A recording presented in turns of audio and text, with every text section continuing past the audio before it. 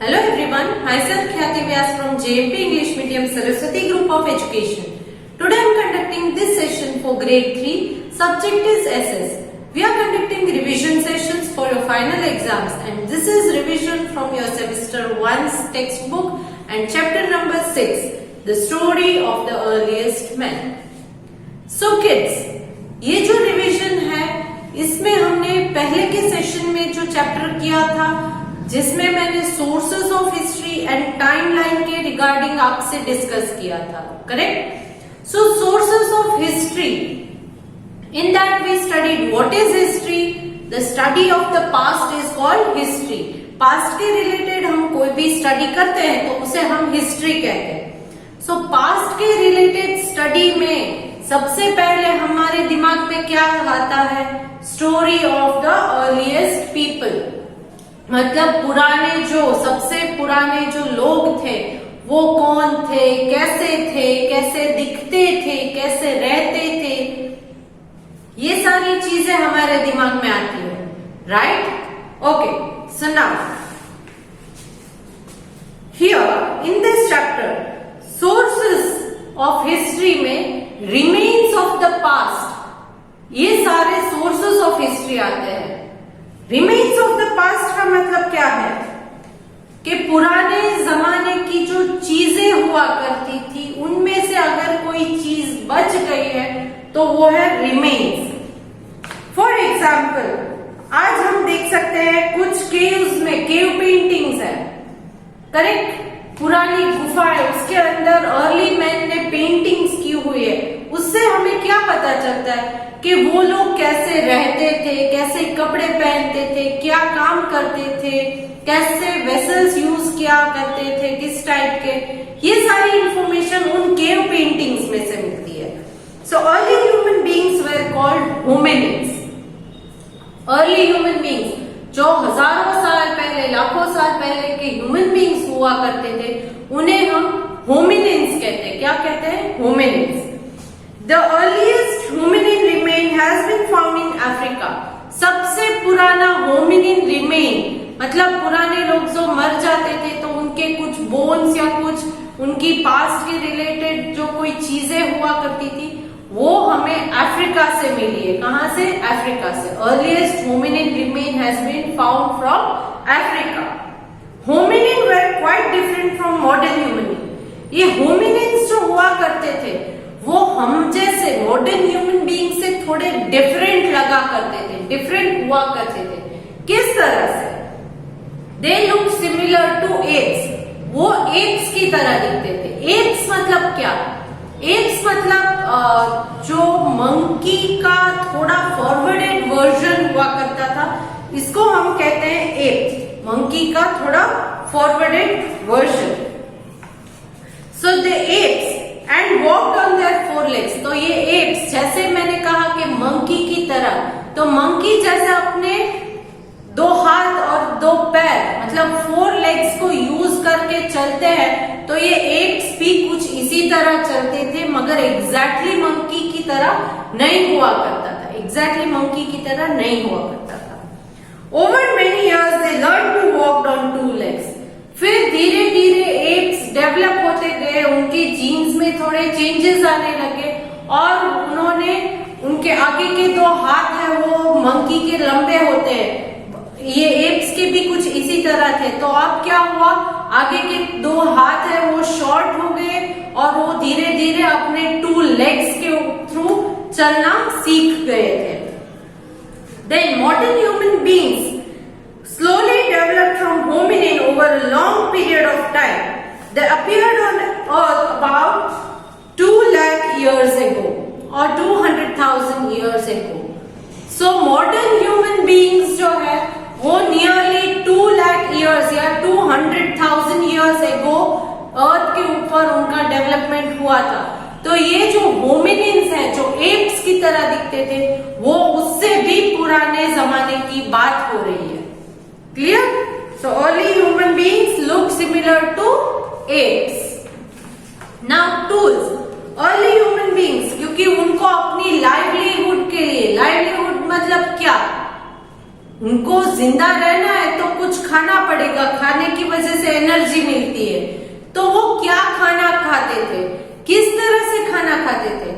But obvious है कि उनको ज्यादा कुछ पता नहीं था, तो ट्रीज या प्लांट्स में सिर्फ वेजिटेबल्स या फ्रूट्स मिलते थे तो उसे तोड़कर खाया करते हैं ना। कभी कभी ऐसा होता है कि आप खींचकर फ्रूट को या वेजिटेबल को तोड़ सकते हो, मगर कभी कभी क्या होता है, फॉर एग्जाम्पल पोटेटोज है तो वो तो ग्राउंड के नीचे ग्रो होता है, तो ग्राउंड को डिग करना पड़ता है, तो उस डिग करने के लिए आपको कोई टूल्स चाहिए। देन अर्ली ह्यूमन बीइंग्स को ये पता नहीं था कि क्या खाना है क्या नहीं खाना है। तो अगर कोई वेजिटेबल फ्रूट कुछ भी आजू बाजू में नहीं मिले और अगर उन्हें बहुत ज्यादा भूख लगी हो तो वो ज्यादा सोचते नहीं थे, वो एनिमल को किल करके उनके फ्लैश को खा लेते थे। करेक्ट। नाउ इन एनिमल्स को कैसे किल करते थे, उसके लिए भी उनको कुछ वेपन्स चाहिए, कुछ टूल्स चाहिए। तो ये क्या टूल्स हुआ करते थे, किस तरह से वो यूज किया करते थे, ये सारी चीजें हमने सीखी थी इस चैप्टर में। तो क्या tools? So early human beings hunted animals and gathered fruits and roots for food. वो हंटिंग किया करते थे एंड फ्रूट्स वेजिटेबल्स, इन सारी चीजों को गैदर किया करते थे। That is why they were called Hunter gatherers. इसीलिए उनको हंटर गैदरर भी कहा जाता है, क्योंकि हंटिंग किया करते थे और गैदरिंग मतलब इकट्ठा करना, सारी चीजों को इकट्ठा किया करते थे। Then they develop the skill to make tools out of stone. उन्होंने अपने आप में ये स्किल डेवलप की थी, क्योंकि अपने आप का जो एक्टिविटी है हंटिंग की एक्टिविटी को इजी करने के लिए उन्होंने खुद के अंदर ये स्किल डेवलप की कि वो स्टोन्स को शार्पन करके उससे वेपन्स या टूल्स बनाया करते थे। Now they sharpened the edges of the stones and made the tools. They gave the shape to the stones like almonds. तो इन स्टोन्स को किस शेप में वो कट किया करते थे? almonds की तरह। almond मतलब बादाम। They could be tied to a long piece of wood and thrown at animal from distance. तो अब इन स्टोन्स को एक लॉन्ग पीस ऑफ वुड जो होता है उसके ऊपर बांध देते थे और फिर दूर से ही उसको एनिमल्स के ऊपर फेंक के हंटिंग किया जाता है। उससे दो फायदा होता है। पहली चीज तो एनिमल के नजदीक जाना जरूरी नहीं होता है, क्योंकि दूर से ही फेंकना है तो वो डेंजर कम है, क्योंकि एनिमल के पास जाकर हंटिंग करने से हो सकता है कि वो एनिमल आपके ऊपर अटैक करे, मगर दूर से हंटिंग करते हो तो वो डेंजर कम हो जाता है। दूसरा फायदा ये है कि वो इतने फोर्सफुली एनिमल के अंदर उस स्टोन का जो घाव है वो इस तरह से लगता है कि वो एनिमल घायल हो जाता है, तुरंत मर जाता है, और या तो उसके अंदर आपके ऊपर अटैक करने की एनर्जी नहीं रहती है। Then they also use these stones for other purposes, like उन स्टोन्स को शेप में कट करके फूड को स्टोर करने के लिए भी यूज किया करते थे। They used wood and the bones also. Tools की तरह एनिमल के बोन्स को या वुड को भी यूज किया करते थे।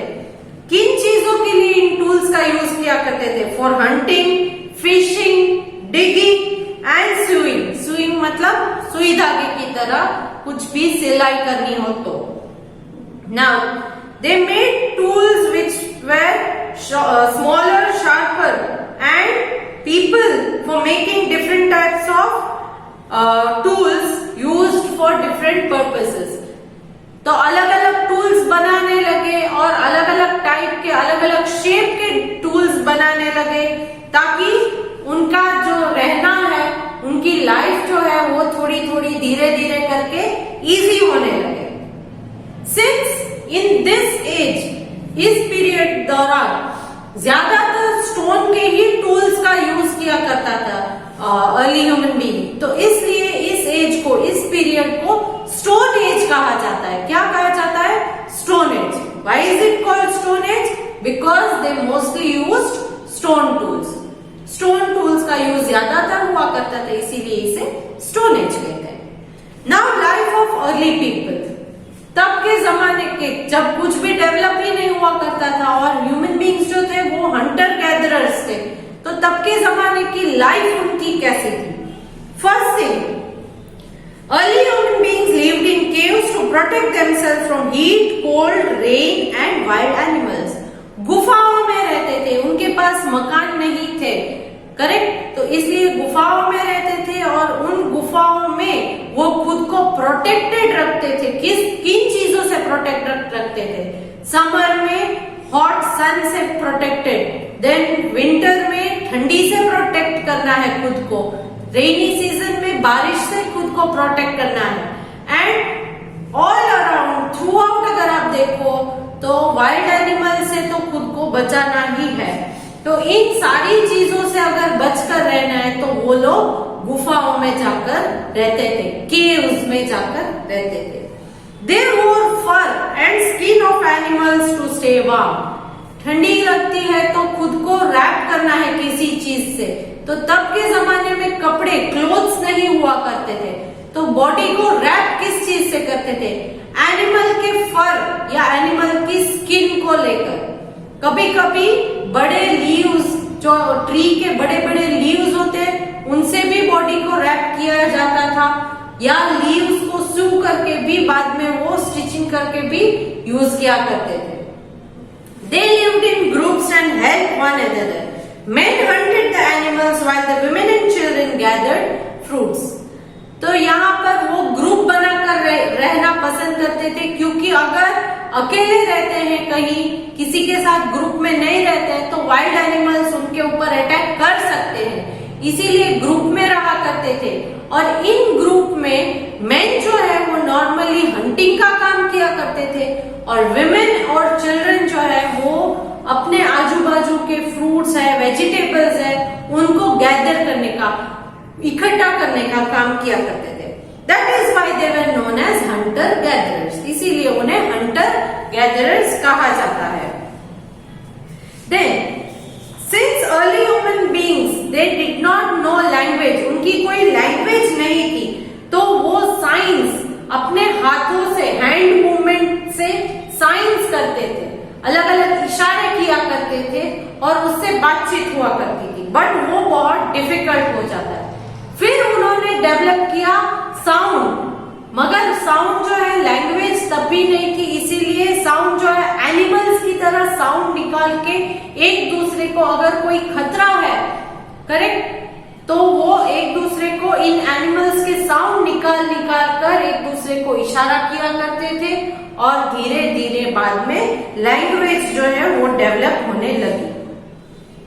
Next, early human beings also created beautiful art in the form of cave painting. फिर धीरे धीरे उन्होंने केव पेंटिंग्स भी बनाना स्टार्ट किया, क्योंकि वो केव्स में रहते थे, तो अपने फ्री टाइम में क्या किया करते थे कि वो कैसे रहते हैं, किस टाइप के एनिमल्स है उनके पास, किस टाइप के टूल्स है उनके पास, वो दिन भर में क्या काम करते थे, ऐसे थोड़े इंटरेस्टिंग पिक्चर्स भी अपने केव्स के अंदर ड्रॉ किया करते थे। तो ये है cave painting. These have been discovered in different parts of the world. They show animal hunting scenes and so on. तो इन केव पेंटिंग्स के अंदर कौन से सीन आपको दिखाई देंगे? Animal hunting scenes. Then, Bhimbetka in Madhya Pradesh has large number of cave paintings made by early human beings who lived there long ago. Madhya Pradesh में भीमबेटका नाम की एक जगह है, जहां पर आप इन केव पेंटिंग्स को देख सकते हो। बहुत सारे केव पेंटिंग्स हैं जो अर्ली ह्यूमन बीइंग्स ने उस जमाने में बहुत साल पहले बनाई थी। Early human beings were completely depended on nature. बहुत साल पहले वो कंप्लीटली नेचर के ऊपर ही डिपेंडेड हुआ करते थे। क्यों? क्योंकि अभी फॉर एग्जाम्पल हम अगर रात हो जाए, अंधेरा हो जाए, तो ट्यूबलाइट्स ऑन कर देते, गर्मी लगती है तो फैन ऑन कर देते। बस उस जमाने में ऐसा कुछ नहीं था, नेचुरल लाइट मिलती है तो उजाला होता है, रात को अंधेरा हो जाता है तो उनके पास लाइट नहीं होती थी। गर्मी होती है तो केव्स में से बाहर आकर बैठना है तो विंड ब्लो होती है, मगर केव्स के अंदर जो है वहां पर कोई फैसिलिटी नहीं है तो फैन या कुछ अवेलेबल नहीं था। नेचुरली जो उसमें अवेलेबल होता है उसमें ही जिंदा रहते थे। खाने पीने के लिए भी नेचुरली उनके सराउंडिंग में जो मिलता है वो खा लेते थे। हमारी तरह किसी मॉल में जाकर खरीद कर आना, स्टोर करके रखना, जब बनाना है तब बनाकर खाना, इस तरह की कोई अवेलेबिलिटी नहीं हुआ करती थी। They were also scared of things of nature such as thunder and rain and lightning. उनको कुछ नेचुरल चीजें, नेचुरल कैलामिटीज, जैसे बारिश की सीजन में थंडर एंड लाइटनिंग होती थी, इन सारी चीजों से डर भी लगता था क्योंकि उनको ये पता नहीं था कि ये क्या हो रहा है, क्यों हो रहा है, इन सारी चीजों के बारे में नहीं पता था। So they were scared of thunder, rain, lightning etcetera. Then slowly and gradually उन्होंने maybe log of wood को एक हाई प्लेस से लो प्लेस में रोल होते हुए देखा होगा, क्योंकि जंगल में कई बार ऐसा होता है कि पेड़ टूट जाता है, गिर जाता है, या कोई स्टिक है जो राउंड है वो टूटकर गिरती है तो क्या होता है आप देख सकते हो कि हाई से लो, अगर स्लोप है तो वो रोल होते होते नीचे तक आती है। तो उन्होंने शायद इस रोलिंग को देखा होगा और उनके दिमाग में एक आइडिया आया और उन्होंने उस रोल के ऊपर से व्हील का इन्वेंशन किया। ये व्हील का इन्वेंशन जो है वो बहुत इंपॉर्टेंट माना जाता है। और एक बहुत इंपॉर्टेंट इन्वेंशन जो उनका था वो था फायर, जो उन्होंने बाद में ग्रेजुअली इन्वेंट किया था fire. So next chapter we will learn regarding the invention of fire and wheel and how did these inventions change the life of early human beings. इन दो इन्वेंशंस की वजह से अर्ली ह्यूमन बीइंग्स की life में क्या क्या changes आए, ये सारी चीजें हम नेक्स्ट चैप्टर में डिस्कस करेंगे, नेक्स्ट चैप्टर में रिवाइज करेंगे। ओके, सो इस चैप्टर में हमने अर्ली ह्यूमन बीइंग्स के टूल्स के बारे में, अर्ली ह्यूमन बीइंग्स के लाइफ के बारे में और अर्ली ह्यूमन बीइंग्स के अपीयरेंस के बारे में डिस्कस किया था ना। आज का आपका होमवर्क यही रहेगा कि इस टेक्स्ट बुक की जो एक्सरसाइज है इस चैप्टर के रिलेटेड, जो आपको CW में मैंने ऑलरेडी लिखवाई है, उसको आप रिवाइज करोगे और लर्न भी करोगे ताकि आप धीरे धीरे एग्जाम के लिए प्रिपेयर हो जाओ। तो एक बार हम फिर से देख लेते हैं कि इस चैप्टर में हमने क्या पढ़ा। We learn regarding tools, that is simple piece of stone and wood with sharp edge, और दूसरा था बोन्स। ये दो अलग अलग टूल्स है जो अर्ली ह्यूमन बीइंग्स यूज करते थे। देन किस चीज के लिए यूज करते थे इन टूल्स को? इन टूल्स को hunting, fishing, digging and swimming, इन चीजों के लिए टूल्स का यूज किया जाता था। Then we learn regarding life of early human beings. Early human beings की लाइफ कैसी थी?